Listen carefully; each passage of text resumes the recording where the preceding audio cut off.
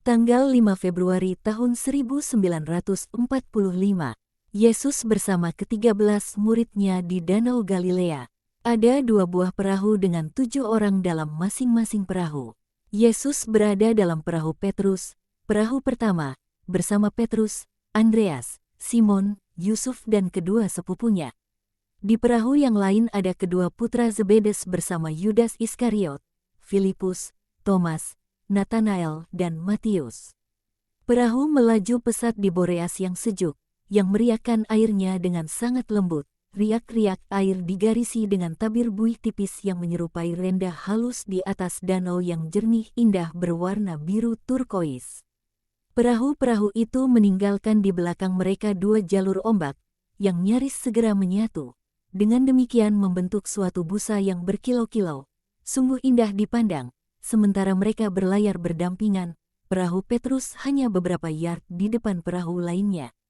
Dari perahu ke perahu, yang terpisah hanya beberapa yard, para murid saling melontarkan kata dan komentar.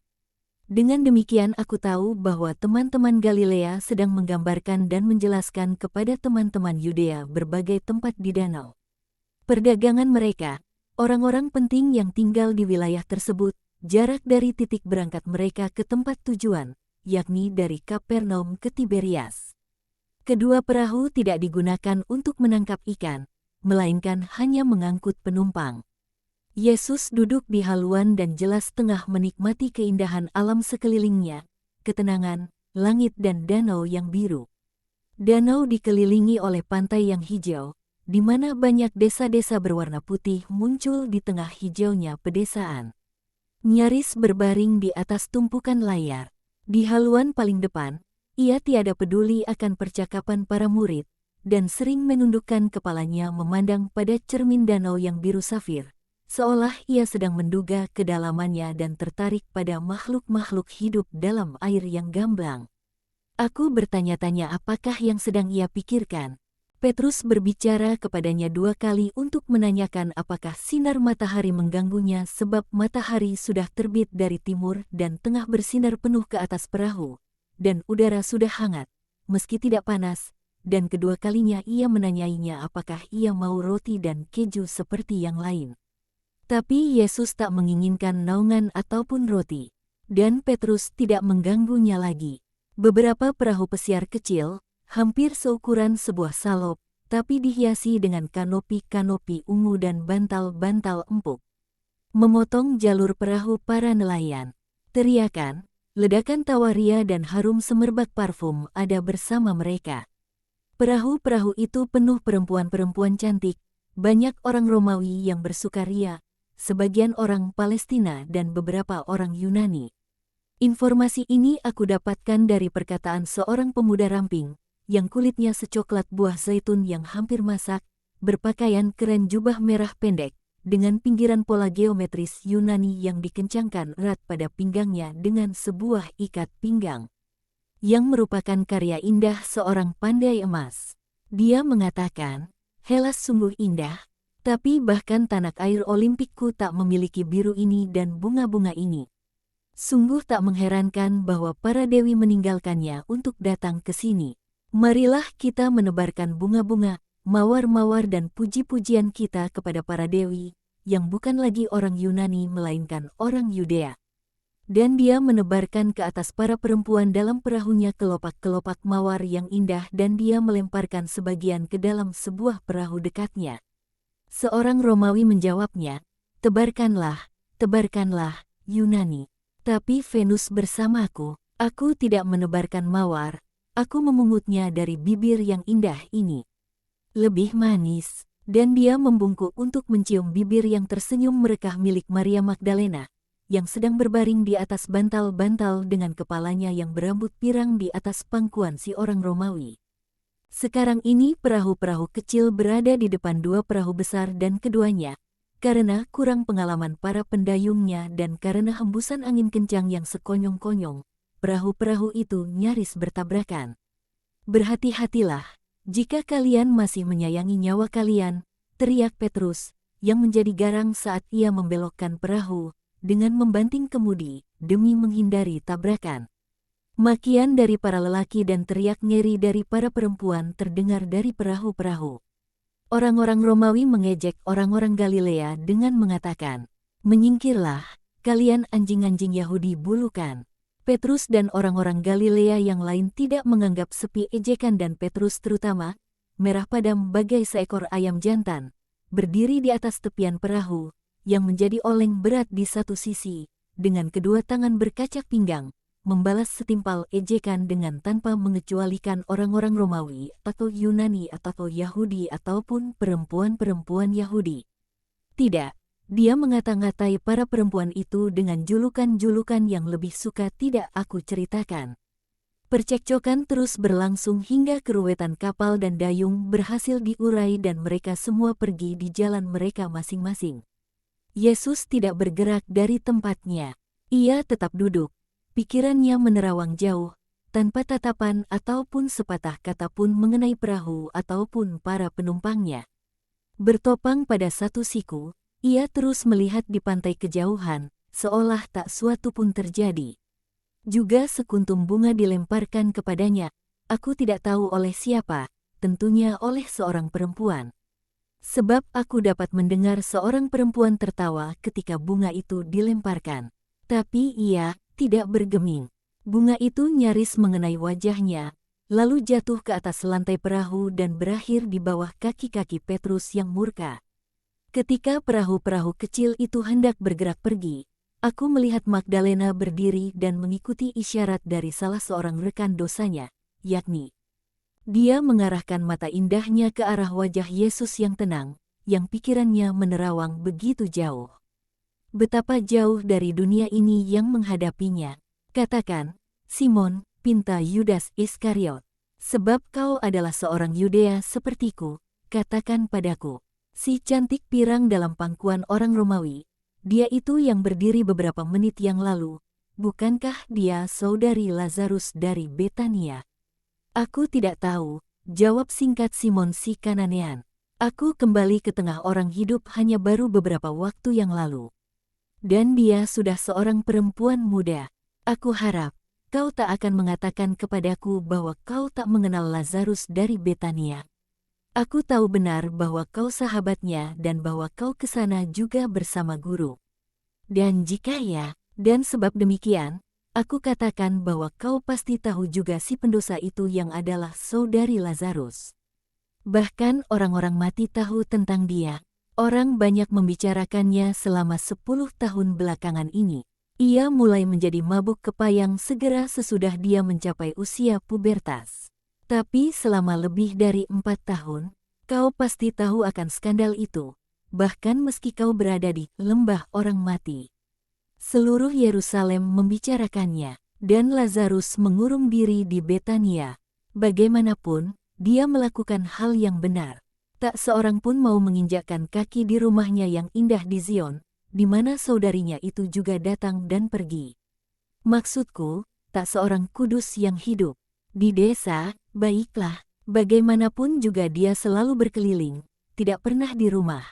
Dia tentunya di Magdala sekarang, dengan seorang kekasih baru. Kau tidak menjawabku, dapatkah kau membohongiku? Aku tidak membohongimu, aku diam, jadi... Benar dia, kau mengenalinya, juga, aku melihatnya ketika dia masih kanak-kanak dan dia murni kala itu. Aku baru melihatnya lagi sekarang, tapi aku mengenalinya, meski cabul, dia adalah gambaran hidup dari ibunya, seorang perempuan kudus. Baik, jadi, mengapa kau hendak menyangkal bahwa dia adalah saudari sahabatmu? Kita selalu berupaya menyembunyikan borok-borok kita dan borok-borok mereka yang kita kasihi. Teristimewa jika dia seorang jujur. Yudas tertawa dibuat-buat. Kau benar sekali, Simon. Dan kau jujur, komentar Petrus. Dan apakah kau mengenalinya? Kau tentunya pergi ke Magdala untuk menjual ikan, dan aku bertanya-tanya berapa kali kau sudah melihatnya. Bocah, kau harus tahu bahwa ketika punggungmu serasa patah sesudah kerja jujur seharian, kau tidak akan tertarik pada perempuan. Kau hanya mencintai tempat tidur jujur istrimu. Semua orang suka hal-hal yang indah. Setidaknya, Jika tidak ada suatu alasan lain, tentu suka melihatnya. Kenapa? Untuk mengatakan, tak ada makanan untuk mejaku. Tidak, tentu saja tidak. Aku telah belajar banyak hal dari danau dan dari pekerjaanku, dan ini adalah salah satunya. Ikan dari air yang segar dan tenang tidak cocok tinggal di air asin atau di pusaran air. Apa maksudmu? Aku maksudkan bahwa setiap orang sepatutnya pada tempatnya, demi menghindari kematian yang mengerikan. Apakah Magdalena membuatmu merasa seolah engkau hendak mati? Tidak, aku kuat, tapi katakan kepadaku, apakah kau merasa tidak enak? Mungkin, aku bahkan tidak melihat kepadanya. Kau pembohong, aku yakin bahwa kau dikuasai iri hati sebab kau tidak berada di perahu itu. Agar lebih dekat dengannya, malahan ujung-ujungnya kau harus berada dekatku. Begitu dekat, hingga kau menghormatiku dengan percakapanmu, karena dia, sesudah begitu banyak hari-hari tenang. Dia bahkan tidak melihat kepadaku, dia selalu melihat kepada guru, dan dia mengatakan bahwa dia tidak melihat kepadanya. Bagaimana kau dapat melihat ke arah mana dia melihat? Jika kau tidak melihat kepadanya. Mereka semua tertawa mendengar ucapan Petrus, terkecuali Yudas, Yesus dan Simon Zelot. Yesus menyudahi pembicaraan dengan bersikap seolah ia tidak mendengar, dan bertanya kepada Petrus, "Itukah Tiberias?" "Ya, Guru, aku akan mengubah haluan sekarang." "Tunggu, bisakah kau berhenti di teluk kecil yang tenang itu? Aku ingin berbicara kepada kalian saja. Aku akan mengukur kedalamannya dan memberitahumu." Dan Petrus menurunkan sebuah galah panjang ke dalam air dan bergerak perlahan menuju pantai. "Ya, bisa, Guru. Apakah aku harus pergi mendekat ke pantai? Sejauh yang kau dapat, ada keteduhan dan ketenangan. Aku menyukainya." Petrus mengemudikan perahu menuju pantai. Daratan sekitar 15 yard, paling jauh. "Aku sekarang akan berlabuh. Stop, dan kalian datang sedekat mungkin dan dengarkan." Yesus meninggalkan tempatnya dan duduk di tengah perahu, di atas sebilah papan yang diletakkan melintang. Perahu yang lain ada di depannya, sementara para murid dalam perahunya duduk mengelilinginya. "Dengarkanlah, kalian mungkin berpikir bahwa aku tidak memperhatikan pembicaraan kalian dan bahwa karenanya aku adalah seorang guru yang malas yang tidak merawat para muridnya. Kalian harus tahu bahwa jiwaku tidak meninggalkan kalian barang sekejap pun. Pernahkah kalian melihat seorang dokter yang sedang mempelajari seorang pasien yang terjangkit oleh suatu penyakit yang belum teridentifikasi dan menimbulkan gejala-gejala yang berlainan?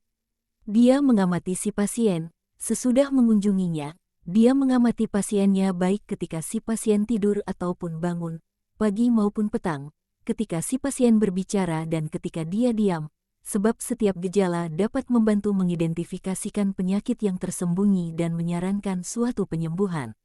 Aku berlaku sama terhadap kalian. Aku menarik kalian dengan sarana benang-benang yang tak kasat mata namun paling peka, yang dipertalikan denganku, dan benang-benang itu menyampaikan kepadaku bahkan getaran-getaran paling lemah dari ego kalian. Aku membiarkan kalian percaya bahwa kalian bebas, bahwa kalian dapat mengungkapkan diri kalian sebagaimana apa adanya, seperti yang terjadi ketika seorang anak sekolah atau seorang gila berpikir bahwa dia tidak sedang diawasi oleh pengawasnya. Kalian adalah sekelompok orang, tapi kalian membentuk suatu nukleus, yakni satu inti saja. Oleh karenanya kalian adalah satu unit, yang dibentuk sebagai suatu tubuh dan yang harus dipelajari dalam ciri-ciri karakteristik pribadinya, yang lebih atau kurang baik. Guna membentuknya, menyatukannya, menyelaraskannya, menebalkan sisi-sisi polihedrik, sama dengan segi banyaknya, dan menjadikannya suatu unit yang sempurna. Itulah sebabnya mengapa aku mempelajari kalian. Dan aku mempelajari kalian juga ketika kalian sedang tidur. Siapakah kalian? Akan menjadi apakah kalian? Kalian adalah garam dunia. Kalian harus menjadi garam dunia. Dengan garam, daging diawetkan dari pembusukan dan banyak makanan lainnya juga. Tapi jika garam tidak asin, dapatkah digunakan untuk menggarami? Aku ingin menggarami dunia bersama kalian. untuk membumbuinya dengan cita rasa surgawi. Tetapi bagaimanakah kalian menggarami jika kalian menjadi hambar? Apakah yang menyebabkan kalian kehilangan cita rasa surgawi? Yang manusiawi, air laut, yakni air dari laut sesungguhnya, sangatlah asin hingga tidak baik untuk diminum, ya kan? Dan meski demikian, jika orang mengambil secawan air laut dan menuangkannya ke dalam sebuah ampora berisi air segar, maka orang dapat meminumnya, sebab air laut sudah begitu diencerkan hingga kehilangan kekuatannya yang menyengat. Umat manusia adalah seperti air segar yang dicampurkan pada garam surgawi kalian. Lagi, andai kita dapat mengambil satu aliran kecil air dari laut dan mengalirkannya ke dalam danau ini, dapatkah kalian menelusuri aliran kecil air itu? Tidak, aliran air asin itu akan hilang dalam air segar. Itulah apa yang terjadi kepada kalian ketika kalian membenamkan, atau lebih tepatnya, kalian menenggelamkan misi kalian dalam begitu banyak kemanusiaan. Kalian adalah manusia, aku tahu, dan siapakah aku? Aku adalah Ia yang memiliki segala kekuatan yang mungkin. Dan apakah yang aku lakukan? Aku mengkomunikasikan kekuatan yang begitu rupa kepada kalian sesudah memanggil kalian. Tapi apakah gunanya mengkomunikasikannya kepada kalian, jika kalian menghilangkannya di bawah longsoran pengaruh dan sentimen manusia? Kalian harus menjadi terang dunia. Aku memilih kalian, aku, terang Allah di antara manusia, agar kalian dapat meneruskan untuk menerangi dunia, sesudah aku kembali kepada Bapa. Tapi dapatkah kalian menerangi jika kalian adalah lampu-lampu berasap yang telah padam? Tidak, bukan. Dengan asapmu, asap kabut adalah lebih buruk dari sumbu yang sama sekali padam. Kalian akan menggelapkan terang suram yang mungkin masih dimiliki hati manusia. Oh, sungguh malang mereka yang akan datang kepada para rasul demi mencari Allah, dan bukannya terang, mereka akan mendapatkan asap. Itu akan menjadi skandal dan kematian bagi mereka. Tapi rasul yang tak layak akan dikutuk dan dihukum. Takdir kalian sangat luhur, dan suatu komitmen yang sungguh luar biasa pula. Tapi ingat bahwa barang siapa diberi lebih, juga wajib untuk memberi lebih. Dan kepada kalian telah diberikan yang terbanyak, baik dalam pendidikan maupun dalam kasih karunia. Kalian dididik oleh aku, sabda Allah, dan kalian menerima dari Allah karunia menjadi para murid, yakni para penerus putra Allah. Aku ingin kalian merenungkan pemilihan diri kalian, mempelajari diri kalian dengan seksama, menimbang diri kalian, dan jika seorang merasa bahwa dia pantas hanya menjadi seorang percaya, aku bahkan tidak akan mengatakan, jika seorang merasa bahwa dia tiada lain hanyalah seorang berdosa yang tidak bertobat, aku hanya katakan, jika seorang merasa bahwa dia pantas hanya menjadi seorang percaya, tapi tidak merasakan kekuatan seorang rasul, biarkan dia mengundurkan diri. Dunia ini luas, indah, cukup berlimpah, cukup bervariasi bagi mereka yang mencintainya.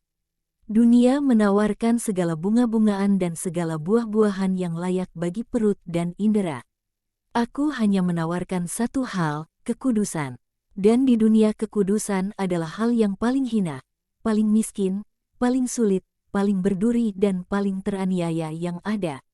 Di surga kehinaannya diubah menjadi kemuliaan, kemiskinannya menjadi kekayaan, onak durinya menjadi karpet bertabur bunga, kesulitannya menjadi jalan mulus menyenangkan. Aniayanya menjadi damai dan kebahagiaan. Tapi di sini dibutuhkan kerja keras seorang pahlawan untuk menjadi seorang kudus. Hanya itu yang dapat aku tawarkan. Apakah kalian bersedia tinggal bersamaku? Adakah kalian tidak merasa ingin tinggal? Oh, janganlah terkejut atau menyesal. Kalian akan mendengar aku mengajukan pertanyaan ini kepada kalian berulang kali. Dan apabila kalian mendengarnya, pikirkanlah bahwa hatiku menangis saat menanyakannya, sebab terluka oleh ketidakpekaan kalian terhadap panggilan kalian. Jadi periksalah batin kalian, kemudian nilailah dengan jujur dan tulus hati, dan lalu tentukan keputusan kalian. Tentukan keputusan kalian, agar kalian tidak menjadi pengkhianat. Katakan, guru, teman-teman, aku sadar bahwa aku tidak diciptakan untuk hidup seperti ini. Aku berikan cium perpisahan kepada kalian dan aku katakan kepada kalian, doakanlah aku. Lebih baik begitu daripada berkhianat. Lebih baik, apakah yang kau katakan? Berkhianat terhadap siapa? Siapa? Aku. Perkaraku, yang adalah perkara Allah. Sebab aku dan Allah adalah satu. Dan kalian, ya, kalian akan mengkhianati diri kalian sendiri. Kalian akan mengkhianati jiwa kalian dengan memberikannya kepada setan. Apakah kalian ingin tetap menjadi seorang Yahudi? Aku tidak akan memaksa kalian untuk berubah. Tapi janganlah berkhianat. Janganlah mengkhianati jiwa kalian, Kristus dan Allah. Aku bersumpah bahwa aku, tidak juga mereka yang setia kepadaku akan mengkritik kalian. Pun mereka tidak akan merendahkanmu di hadapan halayak beriman. Baru beberapa saat yang lalu salah seorang saudara kalian mengatakan suatu perkataan yang bagus. Kita selalu berupaya menyembunyikan borok-borok kita dan borok-borok mereka yang kita kasihi. Dan dia yang akan pergi, akan menjadi suatu borok, suatu kanker, yang sesudah tumbuh dalam tubuh apostolik kita, akan terlepas, karena penyakit gangrennya yang total, dengan meninggalkan suatu bekas yang menyakitkan yang dengan cermat akan kita sembunyikan. Janganlah menangis, kalian yang lebih baik. Janganlah menangis. Aku tidak bersungut-sungut terhadap kalian, pula aku tidak akan tidak bertoleransi melihat kalian begitu lambat. Kalian baru saja dipilih dan aku tak dapat mengharapkan kalian sempurna. Aku bahkan tidak akan menuntut itu sesudah bertahun-tahun, sesudah mengulang 100 kali atau 200 kali hal yang sama dengan sia-sia. Tidak, dengarkanlah. Dalam beberapa tahun mendatang kalian akan berkurang dalam semangat dari sekarang.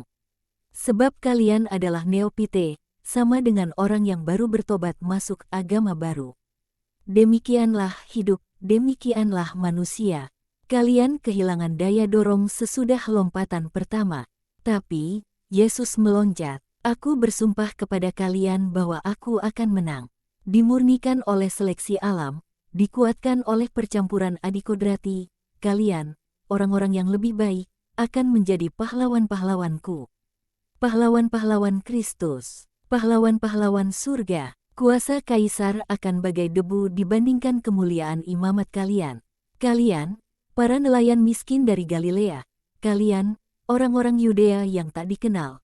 Kalian, yang sekedar angka dalam himpunan begitu banyak orang yang ada sekarang, akan menjadi lebih terkenal, lebih diagungkan, lebih dihormati dari kaisar, dan dari segala kaisar-kaisar dunia yang pernah atau yang akan ada.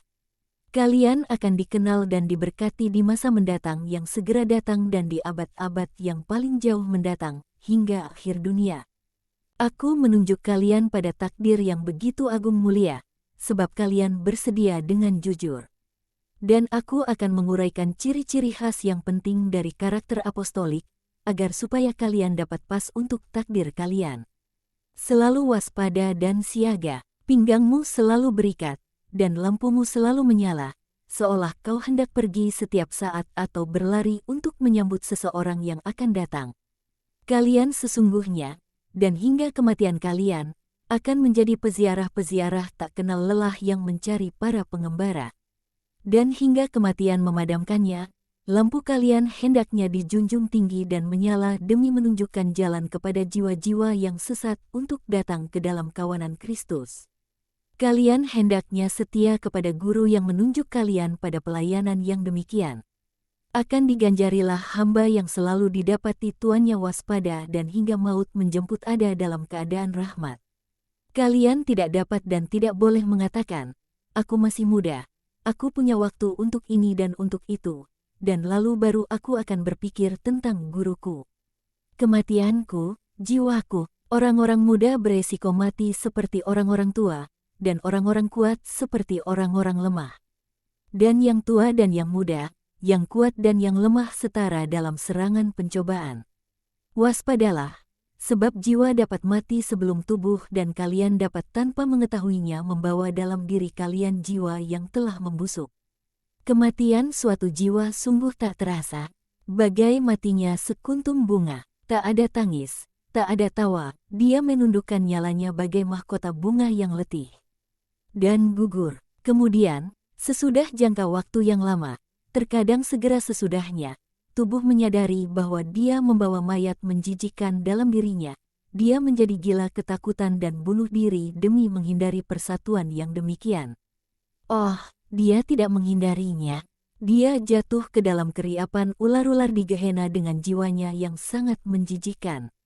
Janganlah tidak jujur seperti makelar atau pengacara yang tidak jujur yang berpihak pada dua klien yang berlawanan.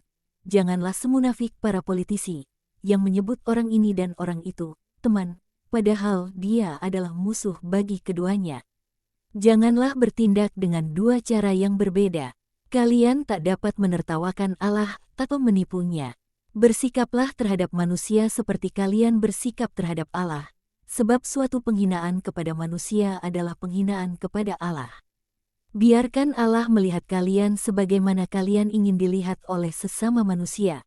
Jadilah rendah hati. Kalian tak dapat mengecam guru kalian karena tidak bersikap demikian. Aku memberikan teladan. Bertindaklah seperti aku bertindak. Jadilah rendah hati, lemah lembut dan sabar. Itulah caranya bagaimana dunia ditaklukkan. Bukan dengan kekerasan atau kekuatan. Jadilah kuat dan keras terhadap keburukan-keburukanmu. Berantas itu, hingga dengan resiko patah hati. Beberapa hari yang lalu aku meminta kalian untuk waspada terhadap mata kalian. Tapi kalian tidak tahu bagaimana melakukannya. Aku katakan kepada kalian, adalah lebih baik menjadi buta dengan mencungkil mata yang penuh nafsu, daripada menjadi cabul. Jadilah tulus hati. Aku adalah kebenaran, keduanya dalam kemuliaan dan dalam hal-hal manusiawi. Aku ingin kalian tulus juga. Mengapa menipu aku, atau saudara-saudaramu, atau sesamamu? Mengapa menipu orang, sombong seperti kalian? Mengapakah kalian tidak mengatakan, aku tak ingin orang tahu bahwa aku seorang pembohong? Dan tulus hati terhadap Allah. Apakah kalian pikir kalian dapat mendustainya dengan doa-doa yang panjang? Oh, anak-anak yang malang, Allah melihat ke dalam hati kalian, murni dalam berbuat baik, juga dalam memberi sedekah. Seorang pemungut cukai tahu bagaimana melakukannya sebelum pertobatannya. Dan kalian tidak dapat, ya, aku memujimu, Matius, untuk persembahan mingguanmu yang murni, yang hanya Bapa dan aku yang tahu bahwa itu darimu dan aku mencontohkan kau sebagai teladan. Juga itu adalah suatu bentuk kemurnian, sahabat-sahabatku. Janganlah menelanjangi kebaikanmu sebagaimana kalian tidak akan menelanjangi seorang anak perempuan belia di hadapan orang banyak. Jadilah perawan-perawan dalam berbuat baik. Suatu perbuatan baik adalah perawan apabila perbuatan itu bebas dari segala pertalian dengan pikiran akan kesombongan dan pujian, atau dari dorongan kesombongan. Jadilah setia dalam panggilanmu kepada Allah. Kalian tak dapat mengabdi pada dua tuan. Sebuah ranjang pengantin tidak dapat menampung dua mempelai perempuan sekaligus. Allah dan setan tidak dapat berbagi pelukan denganmu. Manusia tidak dapat. Juga Allah ataupun setan tidak dapat berbagi 3 kali pelukan, yang berbeda dengan ketiganya yang saling memeluk satu sama lain. Tolaklah nafsu terhadap emas pun nafsu terhadap daging, nafsu terhadap daging pun nafsu terhadap kekuasaan. Itulah apa yang ditawarkan setan kepada kalian. Oh, kekayaannya yang menipu, kehormatan, kesuksesan, kekuasaan, kekayaan, pasar cabul di mana jiwa kalian adalah barang dagangan yang sah. Jadilah puas dengan yang sedikit. Allah memberi kalian apa yang dibutuhkan. Itu sudah cukup. Ia menjamin itu untuk kalian seperti yang Ia lakukan untuk burung-burung di udara. Dan kalian jauh lebih berharga dari burung-burung. Tapi Ia menghendaki kepercayaan dan kesahajaan dari kalian. Jika kalian mengandalkannya, Ia tidak akan mengecewakan kalian. Jika kalian bersahaja, karunia setiap harinya akan cukup bagi kalian. Janganlah menjadi orang-orang yang tak bertuhan, dengan menjadi milik Allah hanya nama. Mereka yang tak bertuhan adalah orang-orang yang mencintai emas dan kekuasaan, yang tampak bagai setengah dewa, lebih dari mereka mencintai Allah. Jadilah kudus dan kalian akan menjadi seperti Allah dalam kekekalan masa. Janganlah tidak bertoleransi, sebab kalian semua adalah orang-orang berdosa. Berlakulah terhadap orang lain sebagaimana kau ingin orang lain memperlakukanmu, yakni dengan belas kasihan dan pengampunan. Janganlah menghakimi, janganlah menghakimi, kalian belum lama berselang bersamaku. Dan meski demikian kalian telah melihat berapa banyak kali aku, meski tidak berdosa, telah dihakimi secara salah dan didakwa atas dosa-dosa yang tidak pernah ada. Suatu penghakiman yang buruk adalah suatu penghinaan, dan hanya orang-orang kudus sejati yang tidak membalas setimpal mereka yang menyakitinya.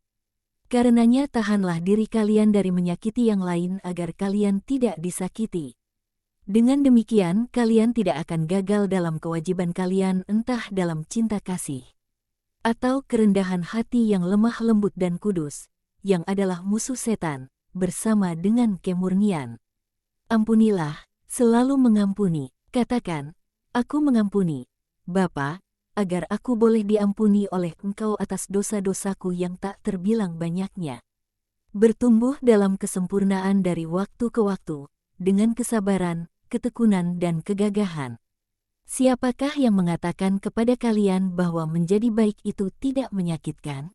Tidak. Aku katakan kepada kalian, itu adalah kerja keras paling berat. Tapi ganjarannya adalah surga dan karenanya adalah pantas menguras tenaga dalam kerja yang demikian. Dan kasih, kata-kata apakah yang harus aku pergunakan demi mendorong kalian untuk mengasihi? Tak ada yang tepat demi mempertobatkan kalian kepada kasih, wahai orang-orang malang, yang dihasut oleh setan. Jadi aku katakan, Bapa, percepatlah saat pemurnian. Tanah ini dan kawanan milikmu ini kering dan berpenyakitan. Tapi ada setitik embun yang dapat membasuh dan melegakan mereka. Bukalah sumber mata airnya, bukalah aku, Bapa. Di sini aku berkobar-kobar dalam kerinduan untuk menggenapi kehendak-Mu, yang adalah juga kehendakku dan akan kasih yang kekal. Bapa, Bapa, Bapa, lihatlah anak domba-Mu dan jadilah ia yang mengorbankannya. Yesus sungguh terinspirasi, berdiri, dengan kedua tangannya terentang dalam bentuk sebuah salib, wajahnya terangkat ke langit. Dalam balutan jubah linennya dan dengan danau biru di belakangnya, ia tampak bak seorang malaikat agung yang berdoa. Penglihatan berakhir dengan gerak tubuhnya ini.